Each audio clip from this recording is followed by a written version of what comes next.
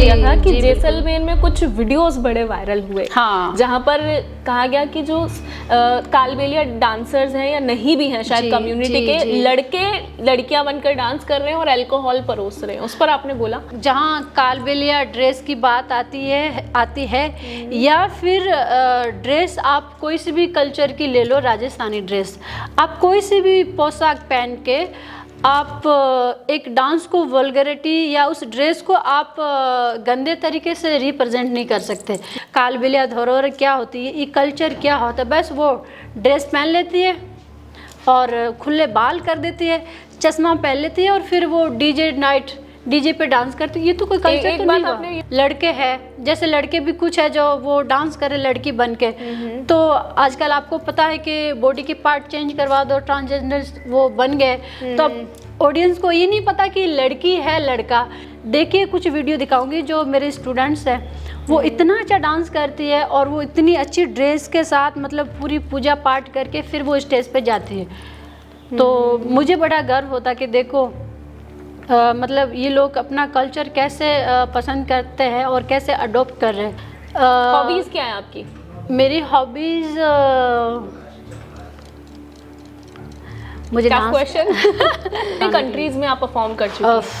याद तो करना बड़ा मुश्किल होगा, लेकिन मैंने 21 से भी प्लस किए। जब मैं वहाँ पे ट्रैवल करती हूँ तो मैं राजस्थानी मतलब पोशाक पहन के जाती हूँ, तो वो मुझे देखते कि अच्छा ये इंडियन है। तो वो जब भी जाते तो बोलते कि उनको तो ना मतलब बैनर की ज़रूरत नहीं है, वो अपना आप में दिख जाएंगे कि वो राजस्थानी अलग ही है, कलरफुल है। कोई नहीं, वो तो ऐसे बोलेंगे ना तब पता चलेगा कि अच्छा ये फ्रेंच है, ये इटालियन है, ये स्पेनिश है, ये जर्मन है, ये स्विस है।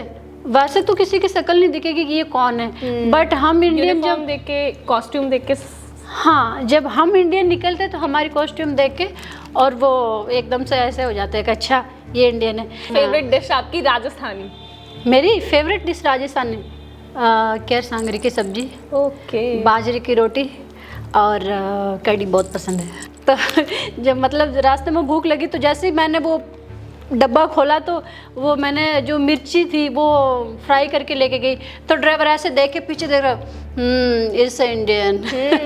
उनको खुशबू आ गई। हाँ, मुझे बड़ा वो दुख होता है कि मिर्ची नहीं है, मतलब खाना राजस्थान हाँ तीखा।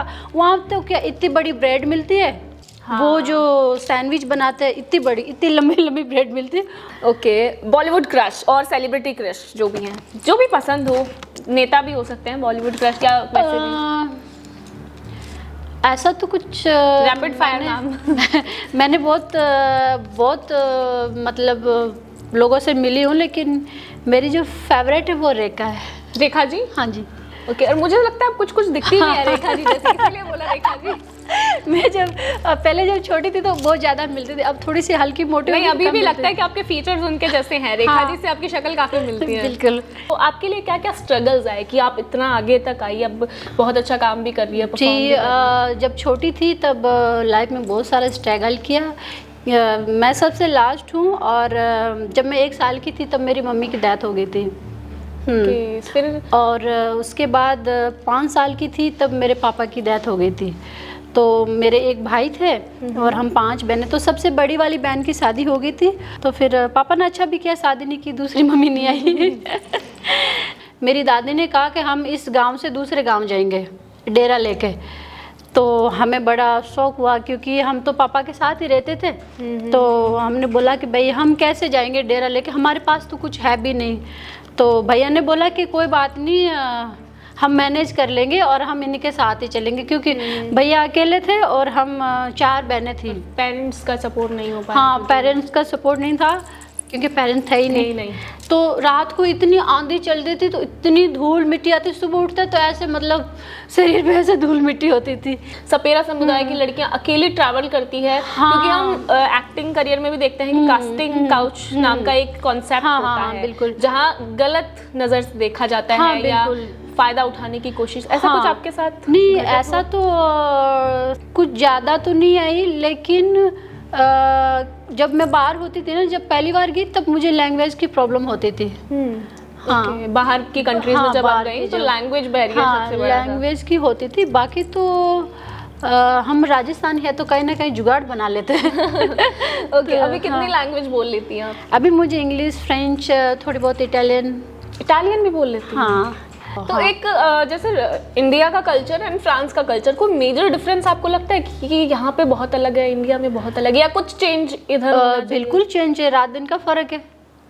क्योंकि यहाँ पे ऐसा है कि भाई फैमिली में अगर पापा जी कमा रहे हैं और फैमिली में इवन 10 मेंबर है तो वो आराम से बैठे, कोई बात नहीं, पापा जी कमा रहे, हम सब खा रहे हैं। लेकिन वहाँ पे ऐसे नहीं है।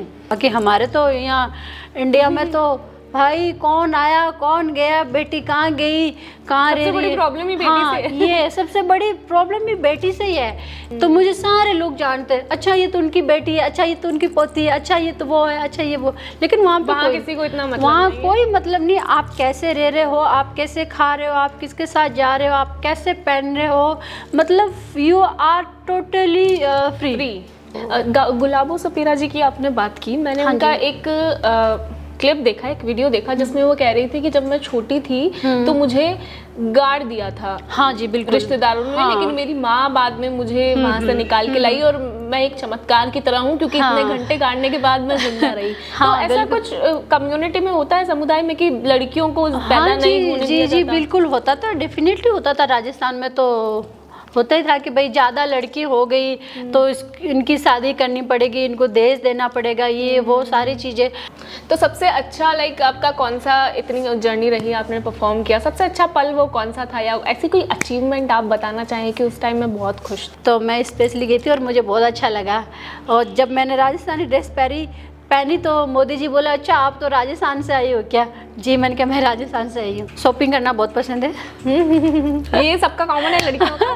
नहीं मेरा कुछ ज़्यादा ही है। जनजाति होती है भील या सपेरा, यहाँ पे जब कोई किसी की डेथ हो जाती है या कोई चला जाता है तो वो हमारे जैसे होता है कि अग्नि देने का होता है और एक होता है गाड़ने का, तो आपके में गाड़ने का होता है? हाँ हमारे कालबेलियों में गाड़ने का होता है, उनको समाधि देते हैं। हमारे जो दादा परदादा होते थे ना भाई, जिनके आजकल सबके है कि भाई ये दादा की प्रॉपर्टी है, ये पापा की प्रॉपर्टी है, तो हमारे विरासत में हमें कोई प्रॉपर्टीज नहीं मिली क्योंकि हमारे जो डेरे होते थे वो घूमते होते थे। अच्छा, कालबेलिया जनजाति के बारे में जब बात की जाती है तो सबसे पुराना जो उनका जीविका का साधन या प्रोफेशन हम कहें तो वो सांप पकड़ने का। हाँ हमारा उसके बारे में थोड़ा सा आपने देखा होगा? जी जी बिल्कुल जी। जब मैं छोटी थी तो मेरे अंकल थे, मेरे पापा के छोटे भाई, वो जाते थे जंगल में, सांप को पकड़ के लेके आते थे। तो हमें बड़ा वो होता था कि अभी सांप आएगा, हम उसका डांस देखेंगे क्योंकि हम तो अच्छा सांप भी डांस करते हैं? हाँ बिल्कुल। अच्छा, यूनेस्को ने कालबेलिया डांस को 2010 में मान्यता दी, जिसके बाद ये बड़े स्तर पर बाहर भी जो है काफी ज्यादा लोग इसे पसंद करते हैं। क्या क्या चीजें बदली इसके बाद? बदली तो ये है कि मतलब कहीं पे भी जाते हैं अच्छा परफॉर्म, अच्छा प्लेटफॉर्म मिलता है और रिकॉग्निशन बहुत अच्छी मिल गई। बहुत अच्छी मिल गई।